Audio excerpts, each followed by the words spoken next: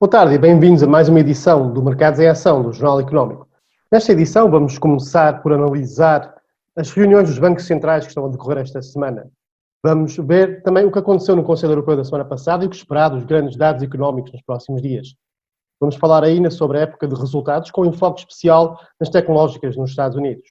E no espaço de empresas vamos falar com o CEO da Ground Force. Mas, como sempre, para começar, temos os números e os gráficos da semana com o Marco Silva. Boa tarde, Marco. Boa tarde, Chico, obrigado. Podemos ver aqui no mapa da semana passada, aqui o destaque para o setor financeiro que teve ganhos substanciais, nomeadamente as empresas de serviço de crédito rápido, Visa, Mastercard, mas também as produtoras de petróleo e as empresas ligadas ao retalho de utensílios para a habitação, portanto, Home Depot, por exemplo. Em relação a este mapa, é a performance das empresas no dia em que divulgam os resultados. Já tivemos mais algumas, podemos ver aqui que o setor tecnológico tem tido um bom desempenho, ao passo que as financeiras não, e no setor da saúde aqui também tem tido um desempenho muito positivo, assim que divulga os resultados. Em relação ao resto do mundo, na semana anterior, destaque para o Brasil com muito vermelho e algum vermelho na China, nomeadamente na Alibaba, enquanto a Europa tem estado mista. Aqui está a Total e Royal Dutch Shell e BP com as melhores subidas da semana. Em relação ao mapa da performance no dia dos resultados, no resto do mundo ainda existe muito por divulgar, mas de destaque para a SAP com uma perda de 5%, enquanto no Brasil a Petrobras teve menos 6% de performance no dia em que mostrou as contas do primeiro trimestre. Este é o mapa da última semana em relação aos fundos e aos setores e aos mercados, e destaque claramente para o setor energético. Aliás, que o setor energético está a ter um dos melhores meses dos últimos anos, e em relação aos grandes mercados, destaque aqui para as pequenas e médias empresas que estão desta feita a ter muito melhor performance do que as empresas de grande capitalização. E destaque também para as empresas mineiras. Este é um mapa com o volume relativo, ou seja, aonde é que está a entrar mais volume nos ETFs, um pouco por todo o mundo e nomeadamente por setores. E destaque aqui para o setor do crescimento, ou seja, o crescimento está a ter mais inflows, ou seja, mais direção de capital do que o valor. Portanto, o crescimento são aquelas empresas que têm crescimentos substanciais, ao contrário de serem mais maduras. E temos aqui o gráfico dos balanços dos bancos centrais, vamos falar sobre isso, nos últimos 10 anos. Destaque aqui para o Banco Suíço, que já ultrapassa os 110% de ativos em relação ao PIB do país, e houve aqui um claro desfazamento desde a crise financeira. Podemos ver 2008, 2009, disparou, e só para vos dar aqui um exemplo, aqui o BCE, por exemplo, que está aqui nesta linha rosa, está agora nos 44 mais ou menos, enquanto a FED está a aproximar-se dos 40, enquanto o Banco Suíço está nos 122. Isto teve consequências, obviamente, porque, nomeadamente, este é o gráfico do euro franco suíço, e podemos ver aqui, desde que começou aquela dissociação, houve aqui uma queda muito substancial do valor do franco suíço em relação ao euro. E, aliás, neste momento está-se a aproximar de mínimos de 2014, 2012.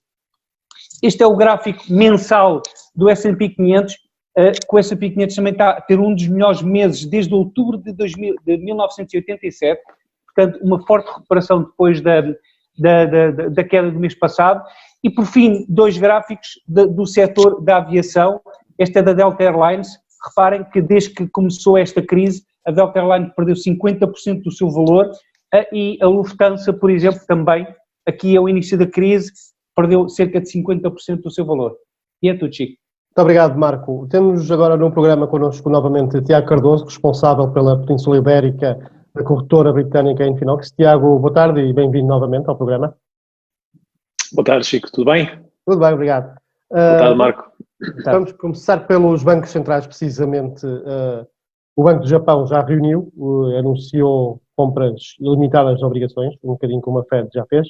A Fed, Reserva Federal Norte-Americana, reúne amanhã, e o BCE na quinta-feira. Estes dois já estavam um passo à frente, tendo anunciado programas gigantescos de estímulos monetários, nomeadamente, especialmente de compra de ativos. O que é que se espera agora nestas reuniões? Novidades, detalhes, sentimento? Olha, é aquilo que nós estamos a ver, e por acaso é interessante que o Marco mostrou mesmo há pouco um gráfico que eu acho que traduz um pouco aquilo que está a ser a forma como os bancos centrais estão a abordar toda esta crise do coronavírus, que é basicamente imprimir. Portanto, basicamente injetar, basicamente aumentar a base monetária, aumentar o balance sheet para conseguir limitar um pouco aquilo que é a aversão pelo risco no mercado. E só isso é que consegue explicar esta subida agressiva dos principais índices, nomeadamente do S&P 500, porque se nós formos olhar para os dados macroeconómicos, aquilo que nós vemos é uma situação, não digo drástica, mas digo uma situação muito grave ao nível, digamos, do que vai acontecer, por exemplo, exatamente, o que vai acontecer ao emprego. Portanto, nós estamos a ver todas as semanas um aumento muito agressivo do número de pedidos de desemprego nos Estados Unidos. Vamos ver o PIB outra vez a crescer, se calhar até mais do que estes 3,9% que se esperam. Vemos constantemente a confiança do consumidor a reduzir. Aliás, nós vamos ter esta semana também dados do Conference Board. Vemos os PMIs a retraírem cada vez mais e eu pergunto-me é porque é que nós temos o S&P 500 a negociar nestes níveis, quando, por exemplo, se nós compararmos com outros índices, a subida dos índices americanos tem sido mais acentuada. Eu acho que se deve precisamente a esta subida agressiva ou esta intervenção agressiva que os bancos centrais estão a ter, nomeadamente a Fed, em relação à injeção de capital, em relação ao aumento dos balance sheets. O que é que se pode esperar para esta semana? Em relação à Fed, será que vão intervir mais? Será que vão injetar mais? Espera-se que realmente possam se manter à frente daquilo que são os potenciais dados negativos da economia americana, de referir que muito provavelmente vamos outra vez ver algum tipo de intervenção, algum tipo de tweet de Donald Trump na quinta-feira quando saírem os dados de emprego nos Estados Unidos, os subsídios de desemprego. Tem sido sempre habitual, aliás, é curioso que sempre à quinta-feira à 1h30, se vocês repararem, há sempre alguma coisa que acaba por interferir no mercado, seja um novo programa de estímulos que a Fed decide lançar ou publicar nesse dia, seja um tweet de Donald Trump em relação à economia americana, mas há sempre qualquer coisa que acaba por intervir e acaba por amenizar um pouco um sentimento negativo que estes indicadores poderiam ter. Portanto, o que eu acredito é que a Fed vai voltar a referir que estará um passo à frente de uma necessidade de intervenção no mercado, que não vai, obviamente, deixar a economia cair, embora ela já esteja na situação em que está e se calhar até vai piorar bastante nos próximos meses. E em relação à Europa, foi agora aprovado um novo programa de estímulos esta semana. Tiago. Sim. Tiago, desculpe interromper, mas essa questão que referiste do Fed, da injeção, é muito interessante porque o Fed injetou em cerca de 2 semanas mais do que injetou em 80 semanas do quantitative easing primário e depois do terceiro. Esta diferença de como a Fed está a intervir, nomeadamente inclusive até ir a pequenos empréstimos ou empréstimos a pequenos negócios, pequenos e médios negócios, ao contrário que o BCE está a fazer, que não está a fazer isso, poderá estar a justificar a diferença do comportamento dos índices e eventualmente uma retoma? E o que é que pode esperar destes estímulos que o BCE pode desenvolver de novo, sendo que muito provavelmente essa questão de apoiar os pequenos negócios está fora da mesa? Eu acho que nós olharmos para aquilo que é o spread entre, por exemplo, a evolução do S&P 500 e digamos, com o DAX ou do Eurostoxx, nós vemos precisamente que tem, neste caso os americanos têm evoluído positivamente, muito mais positivamente do que propriamente os índices europeus. E isto acaba por ser a tradução na prática daquilo que está a ser esta rapidez de intervenção por parte de um banco central e de outro banco central. Porque se nós formos a ver, corrijo-me se eu estiver errado, Marco, mas se calhar numa semana nós vimos a Fed a lançar um programa de apoio, vários programas de apoio à economia, várias medidas de estímulo, um quantitative easing. Vimos o próprio governo dos Estados Unidos também a criar programas de estímulo à economia e durante quanto tempo tivemos nós com o Eurogrupo a decidir se devia se chamar Corona Bonds ou não? Portanto, aqui vê-se a diferença da rapidez. Ainda não está resolvido. Ainda não está resolvido. O Conselho Europeu da semana passada ainda chutou para a frente, dia 6 de maio, vamos ter mais detalhes sobre como é que esse fundo de recuperação vai vai funcionar. Mas aí é que está o ponto. Acho que adicionando à pergunta do Marco, enquanto a Fed anunciou e implementou estas medidas, parece que o BCE, por um lado há a especulação se o BCE vai aumentar dos 750 mil milhões de euros o programa de compras, mas por outro, até a sexta-feira passada, pelo menos, só tinha comprado 70 mil milhões de dívida, portanto menos de 10% desse programa que é supostamente de emergência. Portanto, achas que estas perguntas vão ser as que estão a estar em cima da mesa na quinta-feira para Lagarde e companhia? Eu acho que sim, e pegando um pouco nesta comparação, repara, tu tiveste tanto a Fed como o próprio governo dos Estados Unidos a intervirem com toda esta rapidez.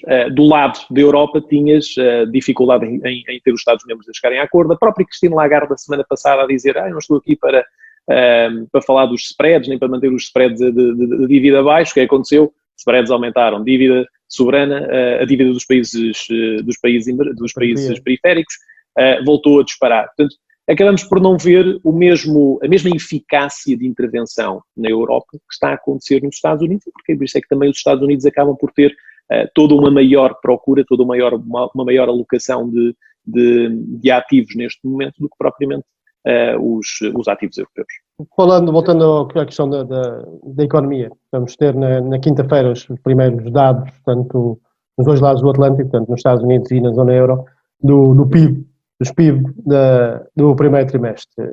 Então, um bocadinho uma situação de espera, não é? Porque nos Estados Unidos, especialmente, o lockdown veio mais tarde, enquanto na Europa foi um bocadinho mais cedo.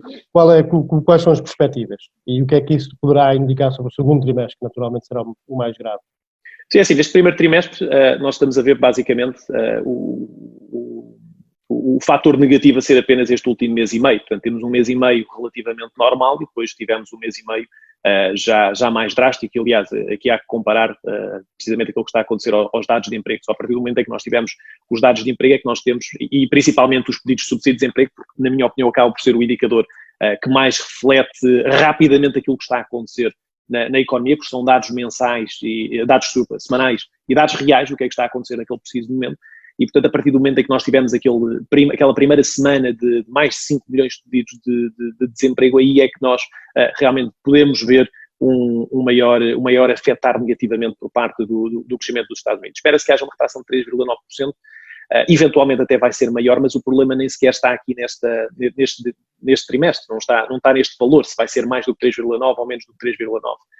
Aqui o que está em causa é a rapidez ou não com que o próximo trimestre vai ser afetado. Portanto, nós acabamos por ver uma continuação destes dados negativos no próximo trimestre, aí sim acaba por ser negativo. E isto também acaba por se refletir um pouco nos earnings das empresas, porque na realidade não nos importa tanto aquilo que está a acontecer nos earnings deste trimestre, que estão agora nesta altura a serem publicados. Aliás, saiu esta manhã já a 3M que saiu positivo, a Caterpillar que saiu negativo. O que importa é, na realidade, percebermos o que é que os próximos 3 meses podem ser acrescentados. E, portanto, a mesma coisa acaba por ser no PIB. Reparem, o mercado vive de expectativas. O que nós vamos ter agora em relação a estes dados, já o mercado andou a descontar, já nós tivemos estas quedas todas, já tivemos os reajustamentos por parte dos bancos centrais. Aqui o que importa é percebermos qual é que é a expectativa que o mercado tem para uma recuperação que pode ser mais rápida ou pode ser mais lenta. Tiago, e falando um pouco... Diz. Só para introduzir aí a pergunta, em relação aos earnings, nomeadamente para este primeiro trimestre, as expectativas é de uma contração de 15%. Certo que existe aqui algumas que estão a bater, como referiste muito bem, existe aqui uma metade só do trimestre é que está a ser afetado, mas não se está a ver muito. Primeiro, como é que achas que vai ser o resto da earnings season, nomeadamente no setor tecnológico, que tem tido bons desempenhos no dia em que anuncia? E como é que será o guidance? Porque eu não estou a ver muito ênfase das empresas, estão-se a cortar, estão a reduzir os outlooks, muitos deles a retirar por completo. Há aqui duas formas de vermos essa situação. A primeira é de proteção, porque ninguém quer dar a parte fraca, não é? Porque, como é óbvio, os mercados vivem de expectativas e se eu hoje for acionista de uma empresa que me vai dizer que não fez o suficiente para se proteger desta questão do coronavírus e mostrar que pode ficar muito mais afetada no próximo trimestre do que neste primeiro trimestre, onde o impacto foi mais rápido, mais seco, mais difícil de se prever, então se calhar eu não quero mesmo ser acionista dessa empresa, eu quero ser acionista de uma empresa que me protege, que está preparada para estas alterações, porque reparem, o mundo vai ser diferente, acho que todos concordamos com isso, que os hábitos de consumo vão ser diferentes, as empresas vão ter de se adaptar, nós próprios, se calhar, nós os três que estamos aqui, se calhar vamos ter também de nos adaptar nas nossas indústrias, à forma como estamos a trabalhar agora e ao futuro, e já o estamos a fazer, e portanto as empresas não só, se calhar até fazem bem, não digo ocultar, mas se calhar não dar a parte fraca, mas acima de tudo o que é importante é a segunda forma de vermos isto, é a forma como eles vão mostrar que o que está a acontecer agora é uma oportunidade. E a forma Tiago, como... deixa-me pôr essa da questão da oportunidade.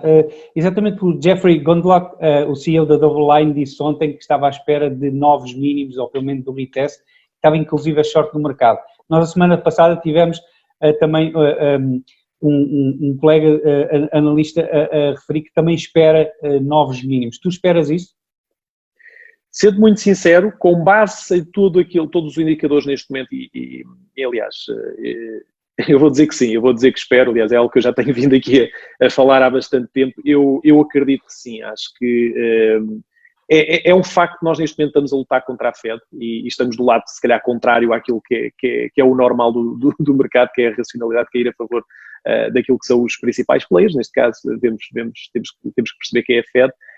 Mas a verdade é que os sinais estão aí, quer dizer, é muito difícil, e eu falo por mim próprio, é muito difícil eu nesta altura estar comprador de ações ou estar comprador do S&P 500 esperando um novo máximo, porque reparem, aos valores a que estávamos neste momento, e o S&P 500 deve estar a cotar mais ou menos dos 2.800 e qualquer coisa, nós, há 2 meses atrás, antes de haver coronavírus, já a economia estava numa situação em que, aliás, o S&P 500 já estava a negociar em múltiplos muito elevados, já toda a gente acreditava que isto a certa altura tinha que corrigir, que isto era muito difícil estarmos a continuar nestes níveis. Ora, nós estamos nesses níveis outra vez, mas com uma condicionante, ou uma grande condicionante, que é a questão do coronavírus e termos a economia parada durante 2 meses, com vários setores a serem prejudicados, se calhar para muitos anos daqui para a frente, e com uma recuperação muito difícil de acontecer. Portanto, nós estamos aos mesmos níveis agora que estávamos antes do coronavírus, quando já toda a gente achava que o S&P 500 estava numa bolha, que isto já estava tudo a atingir já máximos históricos e que não podia ser, que tinha que haver uma correção, já os múltiplos a que a Amazon estava já eram ridículos, que não era sustentável. Nós estamos exatamente nos mesmos níveis. O que é que mudou? Mudou só que toda a circunstância macroeconómica com a questão do coronavírus veio piorar a economia.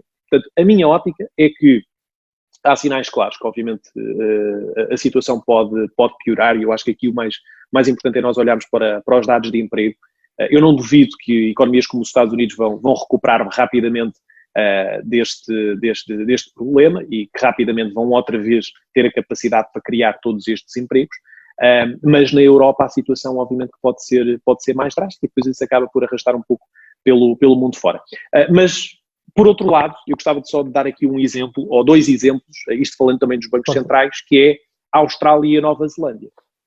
Se nós formos a ver aquilo que tem estado a impactar criar este impacto negativo no mercado, é obviamente o coronavírus, que está a fazer com que haja esta necessidade de todos os bancos intervirem e ajustarem-se.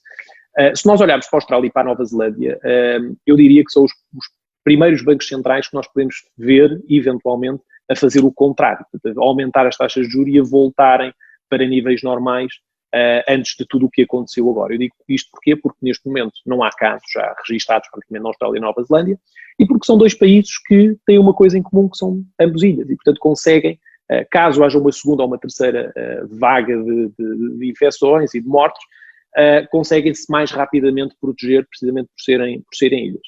E nisto nós estamos a olhar, obviamente, se olharmos para o mercado cambial, para as principais moedas, para os bancos centrais dessas principais moedas, eu diria que se calhar a Austrália e a Nova Zelândia, olhando para o lado positivo, podem eventualmente ser as economias que mais rapidamente vão sair deste ajustamento que os bancos centrais estão a ter, e que mais rapidamente, eventualmente, poderão tomar vantagens disso. Tiago, o último tema não podemos evitar, depois do grande drama da semana passada no mercado do petróleo, os preços continuaram a caíram na segunda-feira, o WTI especialmente, que continua a cair na terça-feira. O que é que se passa? É a mesma coisa? Continuamos com a escassez de procura e a escassez de espaço de armazenamento? É um problema com o qual vamos ter que viver nos próximos meses? há aqui 3 pontos importantes que temos que avaliar quando falamos da questão do petróleo. É procura, oferta e estocagem. A nível da procura, é óbvio que não vemos procura, porque obviamente que não há transações comerciais, faz com que não haja também os aviões estejam no ar, os barcos estejam atracados e, portanto, o consumo de petróleo, também a nível industrial, acaba por, obviamente, estar em níveis mínimos. Eu não tenho olhado para gráficos em relação à utilização do petróleo, mas acredito que esteja em valores muito baixos, se calhar historicamente baixos. Portanto, por um lado não temos procura, por outro lado temos uma oferta a aumentar, porque cada vez é mais difícil encontrarmos um acordo na OPEC para a redução da produção, ou pelo menos uma redução que faça sentido, não os 9,7 milhões, e portanto isso faz com que se aumente a estocagem. E portanto, se nós não conseguirmos, reparem, em relação à procura não há nada que possamos fazer, porque estamos completamente dependentes deste lockdown. Portanto, só podemos ir... temos que esperar.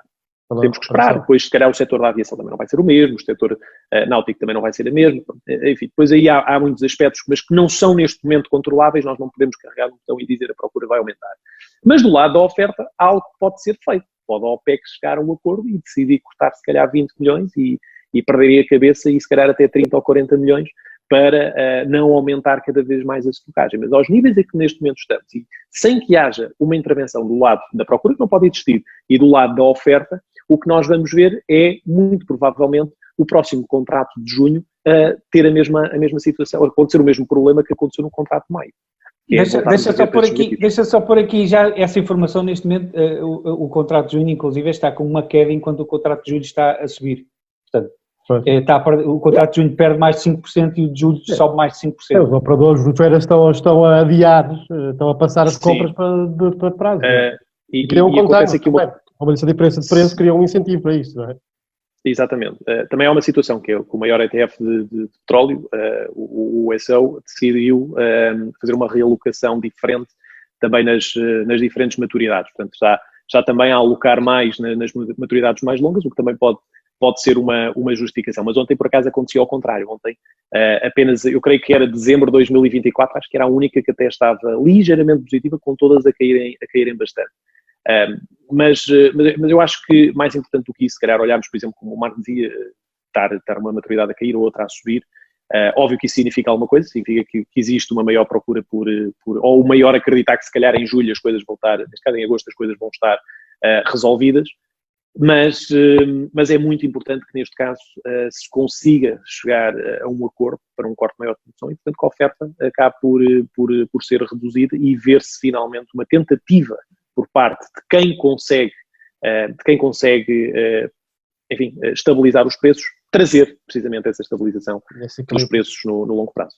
Tiago, muito obrigado pela participação novamente no programa e continuação de boa tarde